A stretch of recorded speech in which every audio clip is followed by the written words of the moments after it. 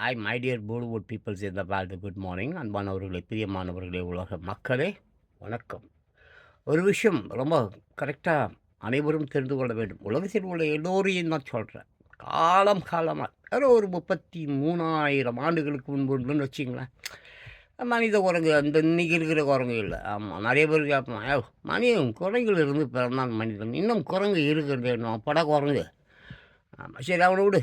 ஆமாம், நம்மளுடைய முன்னேற்றத்திற்காக, நல்வாழ்விற்காக, இன்று இந்த நிமிடம் சோத்துக்காக உட்காந்துருக்குறோம் பார்த்தியா?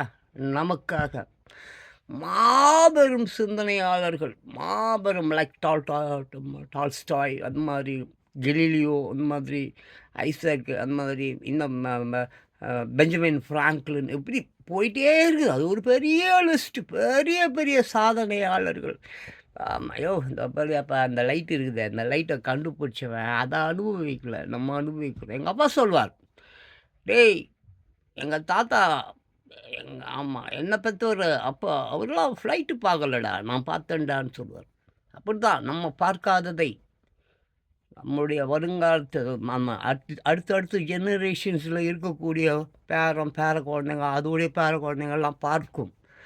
ஆமாம், எல்லாம் ரோபோக்களின் ஆட்டமாகிவிடும். ரோபோஸ் இருக்குதுல்ல, அதான் ஜிபி சாட், ஆமாம், ஏஐ, இதெல்லாம் மிகப்பெரிய அளவில் போய் நிற்குது. அதெல்லாம் பக்கத்துலேயே இருக்கும், குத்தி போட்டுரும். இப்போ எப்படி நம்ம ஃப்ரெண்டு நம்மளை குத்துறான், அப்படி தான் எல்லாம் குத்துறது தான், எல்லாம் சாவடிக்கிறது தான். ஸோ நான் என்ன சொல்ல வருகிறேன் என்றால், வரக்கூடிய ஆபத்துகளில், பேரிடர்களில், பெரிய பெரிய சூறாவளி, சுனாமி போன்ற எரிமலை வெடிப்பு போன்ற விஷயங்களிலிருந்து நம்மை காத்துக்கொள்ள வேண்டுமே என்றால் அமைதி வேண்டும்.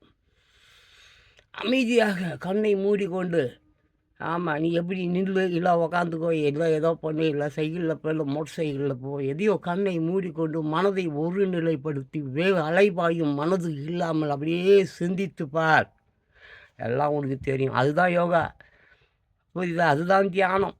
தியானம்னு நீ புதுசாக போய் எங்கேயும் ஒரு இடத்துல உக்காந்துக்கிட்டுலாம் பண்ணணுமில்ல. ஞானம் எழுந்து போதி மரத்தில் போய் புத்தர் உக்காந்தார எங்கேயும் போவானாயா? உன் வீட்லேயே கட்டில் அடியில் வாசலில் ஒரே மனதை அலைபாய விடாமல் அப்படியே நீ யார் என்று யோசித்துப்பார். உனக்கு அமைதி கிடைத்து விடும். அதுதான் சோறு, அதுதான் வாழ்க்கை.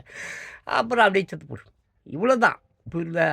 ஆமாம், அது வேணும், இது வேணும், இது வேணும், அது வேணும்னு ஓடி ஓடி ஓய்ந்து நாய்ந்து ரோடில் அடிபட்டு அனாதை பிணமாக சாகாத, அவ்வளோதான் சொல்ல முடியும். இப்போ பார்த்தா பரிசை கேட்டால் அமைதி, நிம்மதி, இதுதான் வாழ்க்கை.